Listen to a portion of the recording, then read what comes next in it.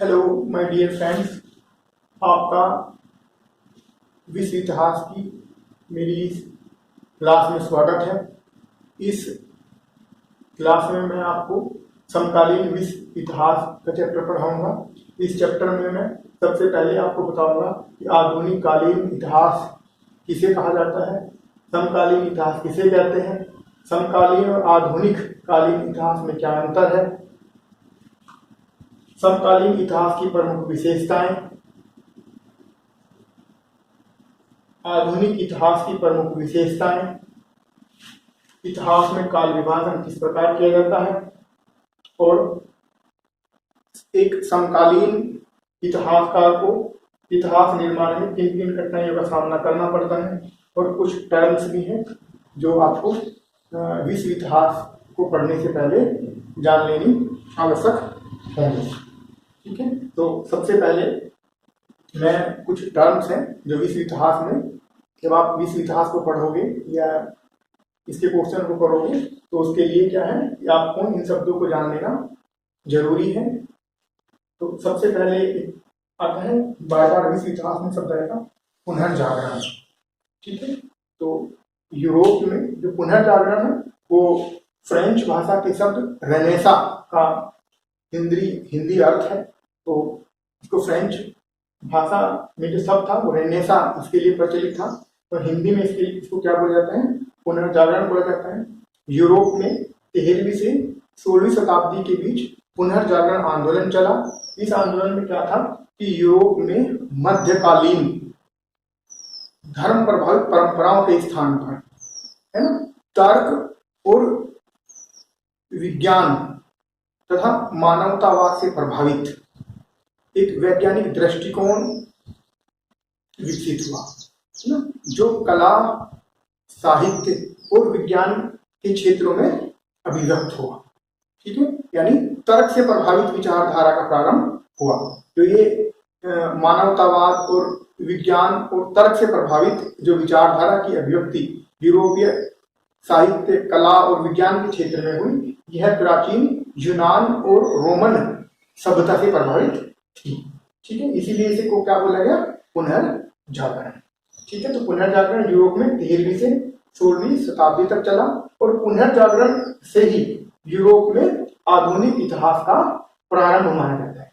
यानी पुनर्जागरण आंदोलन के बाद से यूरोप में क्या हुआ, आधुनिक इतिहास का प्रारंभ हुआ, या आधुनिक यूरोप का प्रारंभ हुआ। ठीक है, दूसरा क्या है, धर्म सुधार आंदोलन। ठीक है, तो धर्म सुधार आंदोलन क्या था कि यूरोप में कैथोलिक, ईसाई कैथोलिक धर्म में सुधार के लिए एक आंदोलन चलाया गया। वो क्या कहलाया, धर्म सुधार आंदोलन। ये 16वीं सेंचुरी में चला, यानी 16वीं शताब्दी में यूरोप में ईसाई कैथोलिक धर्म में सुधार के लिए एक आंदोलन चलाया गया। वो क्या कहलाया, धर्म सुधार आंदोलन कहलाया। भौगोलिक खोजें। पुनर्जागरण के परिणाम स्वरूप मानवतावादी भावना और तर्क आधारित विचारधारा का प्रारंभ हुआ, जिसने लोगों में जिज्ञासा प्रवृत्ति एवं साहसिक मनोभाव उत्पन्न किया, जिसके कारण जो विभिन्न व्यक्ति थे वो भौगोलिक खोजों के लिए प्रेरित हुए। ठीक है, तो इन्हीं के परिणाम स्वरूप क्या है, कोलंबस ने 1492 में अमेरिका की खोज की। वास्को डी गामा ने 1498 में इंडिया को खोज निकाला। तो भारत की खोज किसने की, वास्को डी गामा ने 1498 में, यानी समुद्री मार्ग से। भारत में सबसे पहले जो यूरोपियन आया वो कौन था, वास्को डी गामा। उससे पहले जो भारत और यूरोप का बीच का मार्ग था वो क्या था, स्थल मार्ग था। समुद्री मार्ग से भारत में आने वाला पहला नागरिक कौन था, वास्को डी गामा। ठीक है, राष्ट्रीय राज्यों का उत्थान। पुनर्जागरण हुआ, धर्म सुधार आंदोलन चला, उसने क्या है, यूरोप में राष्ट्रीय राज्यों का उत्थान किया और निरंकुश राजतंत्रों की स्थापना की। इसके परिणाम स्वरूप सामंतवाद का यूरोप से अंत हो गया और शक्तिशाली राष्ट्रीय राज्यों का उदय हुआ। ठीक है, वाणिज्यवादी विचारधारा का प्रारंभ यूरोप में 16वीं शताब्दी में हुआ। वाणिज्यवादी विचारधारा तात्पर्य यह है कि राज्य अधिक से अधिक लाभ यानी बुलियन यानी सोना और चांदी कमाने के लिए वाणिज्य और व्यापार का नियमन करते थे। ठीक है, तो वाणिज्यवाद क्या था? जो राज्य था वो अधिक से अधिक आर्थिक लाभ प्राप्त करने के लिए या सोना चांदी है ना बहुमूल्य धातु प्राप्त करने के लिए वाणिज्य और व्यापार का क्या करता था? नियमन करता था, जिससे अधिक से अधिक निर्यात किया जा सके और आयात कम से कम किया जाए। ठीक है, इंग्लैंड की शानदार क्रांति ये 1688 में हुई। इसमें क्या है, इंग्लैंड में जो राजा और पार्लियामेंट यानी संसद के बीच जो संघर्ष चल रहा था उसकी समाप्ति हो गई और संसद की विजय। अमेरिकन स्वतंत्रता संग्राम। अमेरिका क्या था? ब्रिटेन का एक उपनिवेश था। ठीक है, अमेरिका ने 4 जुलाई 1776 को ब्रिटेन से अपनी स्वतंत्रता की घोषणा कर दी। 7 वर्ष के संघर्ष के पश्चात है ना 1783 में अमेरिका को ब्रिटेन से स्वतंत्रता प्राप्त हो गई। औद्योगिक क्रांति का जो प्रारंभ है वो 15वीं शताब्दी में हुआ, ब्रिटेन में हुआ और ये वस्त्र उद्योग यानी कपड़ा सूती वस्त्र उद्योग में जो है सबसे पहले औद्योगिक क्रांति आई। अब औद्योगिक क्रांति की जो बात है यानी इसमें घरेलू उत्पादन के स्थान पर कारखानों में उत्पादन होने लगा और हाथ से उत्पादन के स्थान पर मशीनों द्वारा उत्पादन होने लगा। ठीक है ना, जो है घरेलू हाथ के उत्पादन के स्थान पर उद्योगों में उत्पादन जो है औद्योगिक क्रांति के परिणाम स्वरूप शुरू हो गया। ठीक है, समाजवाद की उत्पत्ति। फिर आगे आता है राष्ट्रवाद। ठीक है, राष्ट्रवाद एक विचारधारा है ना, किसी देश, क्षेत्र, जाति, धर्म के प्रति विशेष लगाव क्या कहलाता है? राष्ट्रवाद कहलाता है। ठीक है, अब एक टर्म आते हैं पूंजीवाद। पूंजीवाद से तात्पर्य है कि संसाधनों का सेंट्रलाइजेशन, केंद्रीकरण यानी निजी संपत्ति को मान्यता। क्या है? संपत्ति का केंद्रीकरण, निजी संपत्ति को मान्यता। पूंजीवाद का जो प्रारंभ है वो 15वीं शताब्दी में हुआ यूरोप में।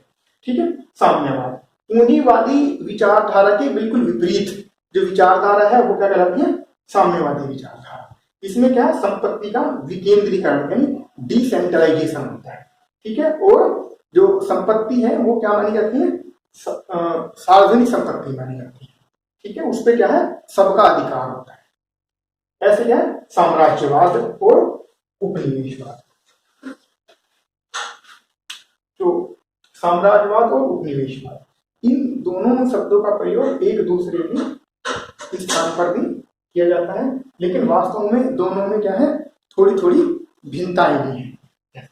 साम्राज्यवाद और उपनिवेशवाद दोनों में ही कोई शक्तिशाली देश किसी कमजोर देश पर जो है राजनीतिक, सांस्कृतिक, आर्थिक रूप से क्या है? नियंत्रण स्थापित कर लेता है। लेकिन साम्राज्यवाद में जो शक्तिशाली देश राजनीतिक रूप से कमजोर देश पर नियंत्रण स्थापित करके उसका आर्थिक शोषण करता है। लेकिन इसमें क्या है? वो सिर्फ पीड़ित देश पर यानी कमजोर देश पर राजनीतिक रूप से अपना नियंत्रण स्थापित करता है। वहां की धर्म, संस्कृति में कोई हस्तक्षेप नहीं करता है। सिर्फ उसका संबंध क्या होता है? राजनीतिक नियंत्रण करता है और उसका अधिक से अधिक शोषण करता है। ठीक है, और शोषण का माध्यम क्या होता है? राजनीतिक। लेकिन उपनिवेशवाद क्या है? साम्राज्यवाद से कहीं अधिक विस्तृत है। इसमें शक्तिशाली राष्ट्र कमजोर राष्ट्र पर राजनीतिक रूप से नियंत्रण करके उसकी सांस्कृतिक परंपराओं, धर्म, ठीक है, आदि के क्षेत्र में भी हस्तक्षेप करके उसका अधिक से अधिक आर्थिक शोषण करता है। यानी ये प्रत्येक प्रकार से है ना उसको क्या है? कमजोर देश को अपना गुलाम बना देता है। ठीक है, आता है एक टर्म थर्ड वर्ल्ड यानी तीसरा विश्व।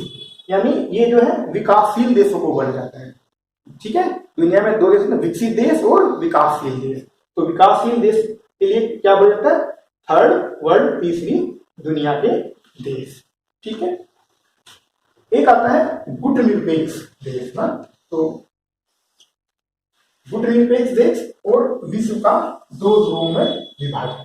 देखो पूंजीवाद के परिणाम स्वरूप, ठीक है ना, दुनिया में क्या है, संपत्ति का केंद्रीकरण शुरू हो गया, ठीक है। इसमें क्या है, निजी संपत्ति को मान्यता दी गई और पूंजीवाद को सबसे ज्यादा जो संरक्षण प्रदान किया, जो समर्थन किया, वो अमेरिका और ब्रिटेन ने किया, ठीक है। इससे क्या हुआ कि पूंजी का अत्यधिक केंद्रण हुआ और बड़े बड़े उद्योगपति हुए, ठीक है। जो बड़े बड़े उद्योगपति हुए उन्होंने क्या किया, मजदूरों का, कामगारों का शोषण किया।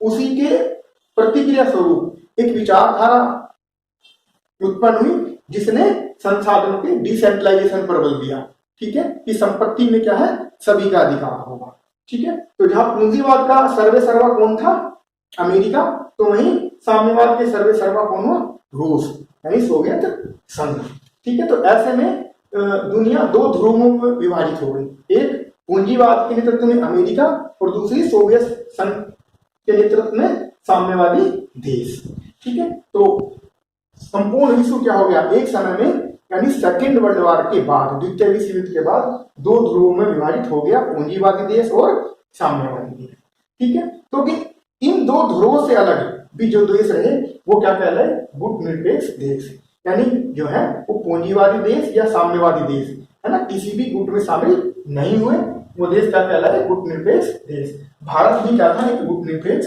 देश था या है, ठीक है। तब हम इसके क्वेश्चन देख लेते हैं इस चैप्टर के। तो सबसे पहला क्वेश्चन बनता है आधुनिक कालीन इतिहास, ठीक है। तो आधुनिक कालीन इतिहास किसे कहते हैं, ठीक है। तो यूरोप में पुनर्जागरण से आधुनिक कालीन इतिहास का प्रारंभ होता है, ठीक है। यूरोप में पुनर्जागरण से आधुनिक कालीन इतिहास का प्रारंभ होता है और संपूर्ण विश्व में भी जो आधुनिक इतिहास है इसका प्रारंभ एक साथ नहीं हुआ। यूरोप में यह 16वीं शताब्दी में आया और एशिया में आधुनिक इतिहास का प्रारंभ 18वीं शताब्दी से माना जाता है, ठीक है। आधुनिक कालीन इतिहास या आधुनिक काल मध्यकाल से इसलिए भिन्न है क्योंकि आधुनिक काल में विज्ञान और तर्क पे आधारित विचारधाराओं को स्थान दिया गया, यानी जो महत्व प्रदान किया गया वो विज्ञान और तर्क पर आधारित विचारधारा को दिया गया, जबकि मध्यकाल में जो महत्व दिया जाता था वो धर्म से प्रभावित विचारधारा को दिया जाता था। तो आधुनिक कालीन इतिहास कब से चला, पुनर्जागरण से, जब से क्या है, विज्ञान और तर्क पर आधारित विचारधारा और मानवता से प्रभावित विचारधारा को महत्व दिया जाएगा। तो उस समय से क्या प्रारंभ हुआ, आधुनिक कालीन इतिहास। और मध्यकाल में विचारधारा किससे प्रभावित थी, धर्म से, ठीक है। और अगले आता है समकालीन इतिहास, ठीक है। देखो समकालीन इतिहास ऐसा इतिहास होता है जिस इतिहास को इतिहासकार ने अपनी आंखों से देखा हो या इतिहासकार उस काल में जिया हो, यानी समकालीन इतिहास का ऐसा काल जिसको इतिहासकार ने अपनी आंखों से देखा हो और वह उस काल में जिया हो। समकालीन इतिहास का प्रारंभ कब से माना जाए, इस बात को लेकर इतिहासकार एकमत नहीं है। कुछ इतिहासकारों का मानना है कि 1914 में प्रथम विश्व युद्ध हुआ और उसके बाद से दुनिया में बहुत परिवर्तन हुआ, इसलिए समकालीन इतिहास का प्रारंभ 1914 से माना गया। दूसरा आता है, कुछ इतिहासकारों ने माना है कि 1917 में रूस में साम्यवादी क्रांति हुई और साम्यवादी क्रांति ने संपूर्ण दुनिया को प्रभावित किया, है ना, और पूंजीवादी देश के खिलाफ क्या है, एक नवीन ध्रुव तैयार हुआ रशिया सोवियत संघ के नेतृत्व में। इसीलिए समकालीन इतिहास का प्रारंभ 1917 से माना है। तो वहीं कुछ इतिहासकारों ने माना है कि 1890 के पश्चात से संपूर्ण विश्व में बड़े परिवर्तन हुए, बड़ी तेजी से औद्योगिक क्रांति हुई, यातायात का संचार के साधनों का विकास हुआ और इसने संपूर्ण विश्व को प्रभावित किया। इसलिए समकालीन इतिहास का प्रारंभ कब से माना है, 1890 से माना है। तो इस प्रकार क्या है, समकालीन इतिहास का प्रारंभ कब से हुआ, इस बात को लेकर इतिहासकार जो है एकमत नहीं है। फिर भी ठीक है, फिर भी समकालीन इतिहास ऐसा इतिहास होता है जिस काल को इतिहासकार ने अपनी आंखों से देखा हो। अच्छा, अब आधुनिक कालीन इतिहास और समकालीन इतिहास में क्या अंतर है? समकालीन इतिहास और आधुनिक कालीन इतिहास में क्या अंतर है? आधुनिक युग का पूरा इतिहास क्या कहलाता है? आधुनिक कालीन इतिहास कहलाता है। यानी संपूर्ण पाठ आधुनिक युग का क्या किसमें आता है? आधुनिक इतिहास, यानी पुनर्जागरण के बाद तक से अब तक का सारा जो इतिहास है वो क्या कहलाता है? आधुनिक इतिहास। ठीक है, ये क्या है? पूरे भाग को रिप्रेजेंट करता है।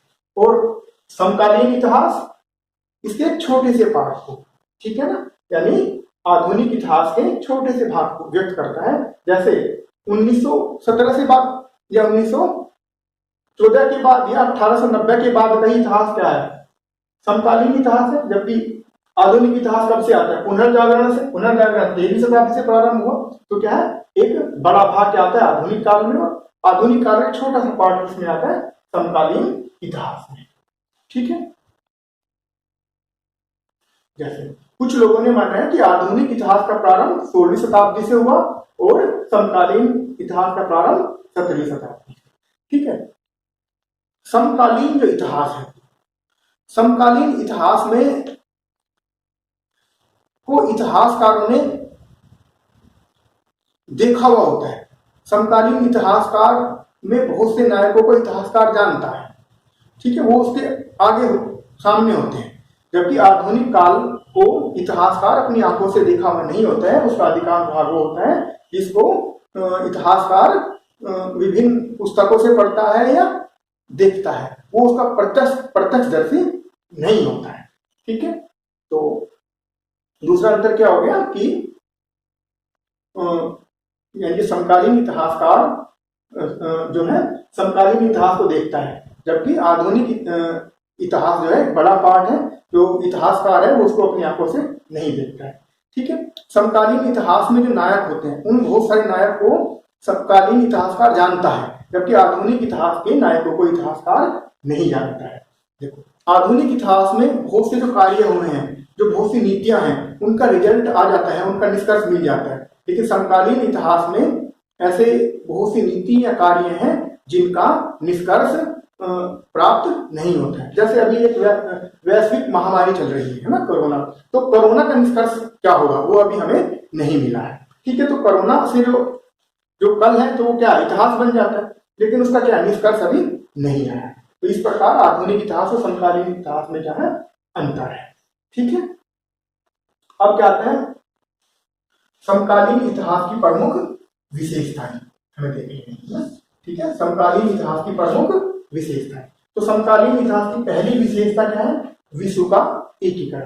समकालीन इतिहास की सबसे पहली विशेषता ये है कि इसने क्या है विश्व को एकीकृत कर दिया है। अब संपूर्ण विश्व क्या हो गया है? एक हो गया है।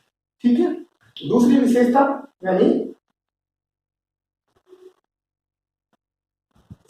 आधुनिक युग में यातायात संचार के साधनों का जो विकास हुआ है ना, उससे क्या हो गया? संपूर्ण विश्व एक हो गया है। वैश्वीकरण के परिणाम स्वरूप संपूर्ण दुनिया की अर्थव्यवस्थाएं आपस में जुड़ गई हैं। तो इस प्रकार समकालीन इतिहास की सबसे महत्वपूर्ण विशेषता क्या है? विश्व का एकीकरण हो गया है।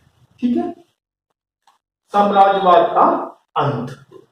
ठीक है, तो देखो हम इसको ऐसे भी समझ सकते हैं, ये पूरा गोला, इस पूरे गोले को हम क्या बोल सकते हैं? आधुनिक इतिहास।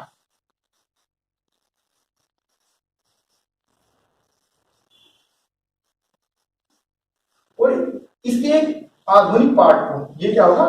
समकालीन। इसको क्या है जो बिल्कुल लेटेस्ट है, जो वर्तमान में घट रहा है, इस इतिहास को क्या बोलेंगे?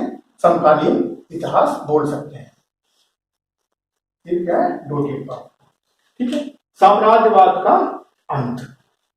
देखो, समकालीन इतिहास की महत्वपूर्ण विशेषता ये है कि इसने क्या है? साम्राज्यवाद का अंत कर दिया। अब साम्राज्यवाद दुनिया में कहीं नहीं है। सभी देश क्या है? स्वतंत्र है और लोकतांत्रिक है। अब कोई देश किसी देश का राजनीतिक आर्थिक रूप से गुलाम नहीं है। तो इसकी एक अन्य विशेषता क्या है समकालीन इतिहास की कि साम्राज्यवाद का अंत हो गया है। ठीक है, अब ये क्या है? सामाजिक न्याय की स्थापना। देखो सामाजिक न्याय क्या होता है? धर्म, जाति, है ना, वर्ण, रंग, नस्ल के आधार पर, है ना, मानव के बीच किसी भी प्रकार का मतभेद क्या कहलाता है? सामाजिक अन्याय कहलाता है। ठीक है, डिस्क्रिमिनेशन, भेदभाव कहलाता है। लेकिन आधुनिक इतिहास में क्या है? सामाजिक भेदभाव का समाप्ति कर दी गई है और क्या है? एक सामाजिक न्याय की स्थापना कर दी गई है। अब किसी भी प्रकार का जाति, धर्म, नस्ल, लिंग के आधार पर भेदभाव क्या है? निषिद्ध है ना, उस पर क्या प्रोहिबिटेड है, रोका गया है उसको। ठीक है, जन साधारण की प्रगति। ठीक है, संपूर्ण दुनिया में क्या लोकतांत्रिक बयार है। सभी देशों में क्या लोकतंत्र की स्थापना हो गई है और सब देशों ने, चाहे वो डायरेक्टली हो, इनडायरेक्टली हो या एक दिखावे के रूप में हो, लोकतांत्रिक सत्ता की स्थापना की है, जिससे क्या है? जन साधारण की जो प्रगति का सूचक है। अगला क्या? अंतरराष्ट्रीय संबंधों का विकास। संपूर्ण विश्व क्या हो गया? एक हो गया। समकालीन इतिहास में क्या हो गया? संपूर्ण विश्व एक हो गया, संपूर्ण दुनिया आपस में जुड़ गई। ठीक है, ऐसे में क्या है? अंतरराष्ट्रीय संबंधों का विकास भी हुआ है। ठीक है, सभी देश एक दूसरे से क्या है? अपने कूटनीतिक संबंध बना के रखे हुए हैं। राज्य के कार्यों में परिवर्तन। समकालीन इतिहास में राज्य के कार्यों में भी क्या है? परिवर्तन आया है। अब राज्य का उद्देश्य मात्र जनता से कर लेना नहीं रह गया है। अब राज्य क्या है? एक लोकतांत्रिक, एक कल्याणकारी स्वरूप धारण कर लिया है। राज्य क्या है? वेलफेयर स्टेट बन गया, कल्याणकारी बन गया। अब वो मात्र कर लेने तक सीमित नहीं है, उसका उद्देश्य क्या है? अपनी जनता का कल्याण करना। ठीक है, विश्व का दो ध्रुवों में विभाजन। तो समकालीन इतिहास की महत्वपूर्ण विशेषता ये है कि संपूर्ण विश्व क्या है? दो ध्रुवों में, पूंजीवाद, ठीक है, अमेरिका के नेतृत्व में, और साम्यवाद सोवियत संघ के नेतृत्व में विभाजित हो गया। तो दो ध्रुव हो गए, पूंजीवादी और साम्यवादी। पूंजीवादी अमेरिका के नेतृत्व में और साम्यवादी सोवियत संघ के नेतृत्व में। 1991 में सोवियत संघ का विघटन हो गया और एक तरीके से साम्यवाद को बड़ा धक्का पहुंचा। और 1991 के बाद संपूर्ण विश्व व्यवस्था कैसी बन गई? एक ध्रुवीय, यानी जिसमें सिर्फ क्या था? अमेरिका का वर्चस्व हो गया। 1991 से बाद में संपूर्ण दुनिया में किसका वर्चस्व हुआ? सिर्फ अमेरिका का। और विश्व व्यवस्था क्या बन गई? एक ध्रुवीय। हालांकि अब जिस तरीके से चीन का उत्थान हो रहा है, रसिया भी अपना फिर से उत्थान कर रहा है, तो ऐसी स्थिति में क्या कहते हैं? बहुध्रुवीय विश्व व्यवस्था की कल्पना की जा रही है। ठीक है, गुटनिरपेक्ष देश या गुटनिरपेक्ष आंदोलन वो देश जिन्होंने ना तो पूंजीवाद को स्वीकार किया, ना सोवियत संघ के नेतृत्व में साम्यवाद को, और अपनी अलग नीति अपनाई, वो देश क्या कहलाए? गुटनिरपेक्ष देश ही है ना। और उनमें उन देशों में जो आंदोलन चले, यानी दोनों देशों से दूरी बना के रखने का जो आंदोलन चला, वो क्या कहलाया? गुटनिरपेक्ष आंदोलन। ठीक है, तो ये क्या हो गई? समकालीन इतिहास की प्रमुख विशेषताएं। अब क्या है? आधुनिक युग की प्रमुख विशेषताएं या समकालीन विश्व इतिहास की ऐतिहासिक पृष्ठभूमि, है ना। तो देखो, जो आधुनिक युग की विशेषताएं हैं वो समकालीन विश्व इतिहास की पृष्ठभूमि हो जाएगी। देखो, चाहे इतिहास का कोई भी काल हो, है ना, वो अपने अतीत से पृथक नहीं हो सकते। उसकी कुछ ना कुछ विशेषताएं, वर्तमान की कुछ ना कुछ विशेषताएं, कुछ जड़ें कहाँ? अतीत में होती है। तो समकालीन विश्व इतिहास को अच्छे से पढ़ने के लिए जरूरी है कि हम आधुनिक काल की विशेषताओं या आधुनिक काल की जो पृष्ठभूमि है उसको भी ठीक से समझें। तो सबसे पहले क्या है? पुनर्जागरण आंदोलन। मैंने आपको बता दिया पुनर्जागरण आंदोलन क्या था। ये किसकी थी? आधुनिक युग की प्रमुख विशेषताएं थी और ये 13वीं शताब्दी से 16वीं शताब्दी तक चला। ठीक है, और 16वीं शताब्दी से ही क्या है? आधुनिक विश्व इतिहास का प्रारंभ हो गया। तो पुनर्जागरण से इसका प्रारंभ हुआ आधुनिक कालीन इतिहास का, 16वीं शताब्दी। फिर क्या था? धर्म सुधार आंदोलन, जो ईसाई कैथोलिक धर्म में सुधार के लिए आंदोलन चलाया, वो क्या कहलाया? धर्म सुधार आंदोलन। ठीक है, इसने ईसाई धर्म में कुरीतियों को दूर कर दिया। जब ईसाई धर्म में कुरीतियां दूर हो गई और धार्मिक विचार के स्थान पर तर्क और विज्ञान आधारित विचारों का प्रारंभ हो गया, तो उसी से क्या हुआ? आधुनिक युग प्रारंभ हुआ।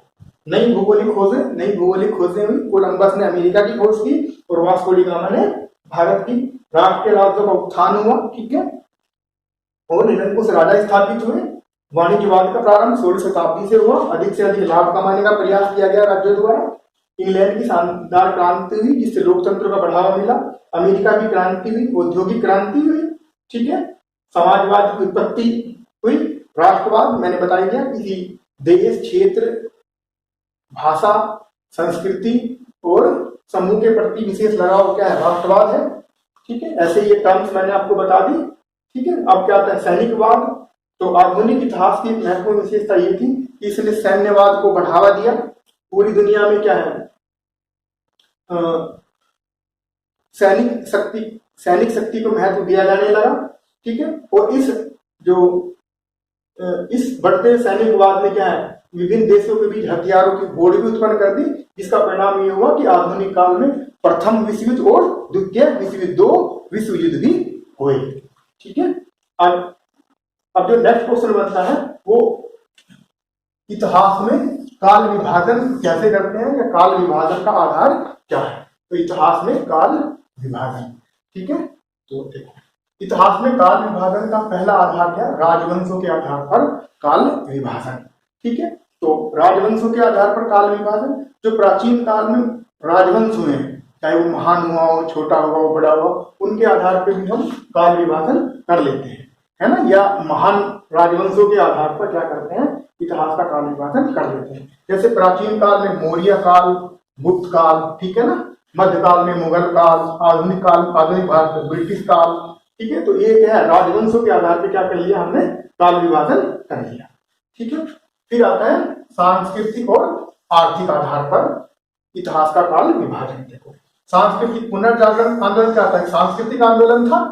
ठीक है, तो पुनर्जागरण काल हम बोलते हैं ना, तो पुनर्जागरण काल के आधार पर इतिहास का विभाजन हो गया। और आर्थिक आधार पर इतिहास का विभाजन जैसे क्या, औद्योगिक क्रांति ने संपूर्ण दुनिया को आर्थिक रूप से प्रभावित किया है, तो औद्योगिक क्रांति का काल भी ऐसे बोल सकते हैं। ठीक है, शताब्दियों के आधार पर, ठीक है, तो बड़ा आसान, शताब्दी के आधार पर 15वीं शताब्दी, 10वीं शताब्दी, 11वीं शताब्दी, 12वीं शताब्दी, 16वीं शताब्दी, 20वीं शताब्दी, यानी सेंचुरी के आधार पर काल विभाजन कर देते हैं। ठीक है, और काल विभाजन का, इतिहास में काल विभाजन का एक सबसे लोकप्रिय तरीका क्या है, सामाजिक विकास भी काल विभाजन का एक आधार बन जाता है। देखो जैसे सामाजिक विकास काल विभाजन का आधार क्या है, जैसे प्राचीन काल, भारत में बोलते हैं प्राचीन काल, मध्यकाल, आधुनिक काल, ये क्या एक सामाजिक विकास हुआ। प्राचीन काल में प्राचीन परंपराएं थी, मध्यकाल में धर्म आधारित परंपराएं थी, और आधुनिक काल में क्या है, विज्ञान आधारित परंपराएं थी। ये क्या सामाजिक विकास हुआ, तो सामाजिक विकास के आधार पर काल का विभाजन कर लिया गया। ठीक है, अब एक फर्स्ट चैप्टर में क्वेश्चन बनता है कि समकालीन इतिहासकार को किन किन कठिनाइयों का सामना इतिहास लेखन में करना पड़ता है। ठीक है, तो देखो समकालीन इतिहासकार को इतिहास लेखन में इन 3 कठिनाइयों का सामना करना पड़ता है। पहली क्या है, आवश्यक स्रोत उपलब्ध नहीं होना। तो समकालीन इतिहास में इतिहासकार को आवश्यक स्रोत उपलब्ध नहीं होते हैं, क्योंकि समकालीन इतिहासकार उसी युग में जी रहा होता है जिस युग का वो इतिहास लिख रहा होता है। तो यहाँ पे सबसे बड़ी समस्या क्या है कि सरकार सिर्फ उन्हीं चीजों के विवरण उपलब्ध कराती है जो उसकी नीतियों को फेवर में हो। ठीक है, अपनी आलोचना करने वाली या राष्ट्र हित को प्रभावित करने वाली नीतियों को या कार्यक्रम को या अपनी गलतियों को वो छुपा लेती है, उनको प्रकट नहीं होने देती है। जब उनको प्रकट नहीं होने देती है तो इतिहासकार के समक्ष वो तथ्य नहीं पहुंचते हैं। जब वो इतिहासकार के तथ्य उपलब्ध नहीं होते हैं तो इतिहासकार क्या है, बिना तथ्यों के इतिहास लेखन नहीं करता है। दूसरा क्या है, समकालीन जो इतिहासकार है उसके सामने यही समस्या एक होती है कि जो तत्कालीन जो गोपनीय रिपोर्ट होती है, लोगों की डायरियां होती हैं, वो उनके जीवन काल में पब्लिक नहीं हो पाती है ना, तो उनकी मृत्यु के बाद ही उनको क्या है पब्लिक हो पाती है। तो इसीलिए क्या होता है कि इतिहासकार के पास तथ्य नहीं होते, स्रोत नहीं होते, है ना, समकालीन इतिहासकार को। दूसरा क्या है, समकालीन इतिहासकार समकालीन युग में ही जी रहा होता है, उसका भी एक अपना निजी दृष्टिकोण होता है, वह भी या तो किसी विचारधारा के फेवर में होगा या अगेंस्ट में होगा। ऐसे में इतिहास लेखन में क्या है, उसका निजी दृष्टिकोण हावी हो जाता है और वो भी क्या है तथ्यों के प्रति बायस हो जाता है ना, तो बहुत निष्पक्ष रह के इतिहास नहीं लिख पाता है ना, दूसरी समस्या हो गई। तीसरा क्या है, निष्कर्ष रहित होना। एक सबसे बड़ी समस्या समकालीन इतिहासकार की है कि कोई भी निष्कर्ष इस समय तक नहीं निकला होता है। ठीक है, कोई निष्कर्ष नहीं निकला होता है, जो घटनाएं घटी होती हैं वो समकालीन ही होती हैं और जो उनके निष्कर्ष होते हैं वो लंबे समय में जाके आते हैं, रिजल्ट जो है लंबे समय में आते हैं। समकाल में कोई क्या है, कोई रिजल्ट उसको प्राप्त नहीं होता है, इसीलिए समकालीन इतिहासकार क्या है, कोई कंक्लूजन नहीं निकाल सकता है। जैसे कोरोना महामारी पड़ेगी, है ना। तो समकालीन इतिहास में इसका क्या प्रभाव पड़ेगा उसको तुरंत नहीं कहा जा सकता, इसका परिणाम क्या होगा भविष्य में कभी जाके आएगा। ठीक है, तो ये क्वेश्चन हो गया आपका पहला चैप्टर समकालीन इतिहास। ये आपको तैयार कर लेना है, कुछ आपको मुश्किल आए तो आप पूछ सकते हैं, कमेंट कर सकते हैं। धन्यवाद।